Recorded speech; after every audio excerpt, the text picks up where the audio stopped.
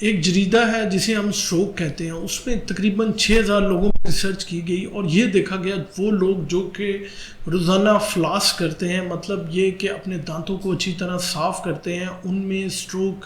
یعنی کہ فالج کا اٹیک بہت کم جو ہے ہوا۔ اس کی وجہ انہوں نے یہ بتائی کہ فلاس کرنے سے وہ انفلامیشن یا وہ جراثیم جو کہ آپ کی دانتوں میں ہوتے ہیں وہ مر جاتے ہیں، جس کی وجہ سے آپ کا ہارٹ جو ہے وہاں پہ ایٹریل فبریلیشن، مطلب یہ کہ دل کی دھڑکن جو ہے وہ بالترتیب نہیں ہوتی، آگے پیچھے نہیں ہوتی، جس کی وجہ سے آپ کو سٹروک یا فالج ہونے کے چانسز بہت کم ہوتے ہیں۔ جب انہوں نے بہت سارے لوگوں کے ہارٹ کے نمونے لیے جنہیں کہ سٹروک ہوا، تو ان کو ہارٹ کے اندر ایک خاص قسم کا جراثیم ملا جسے ہم اسٹریپٹوکوکل ویریڈنس کہتے ہیں۔ جی ہاں، یہ وہی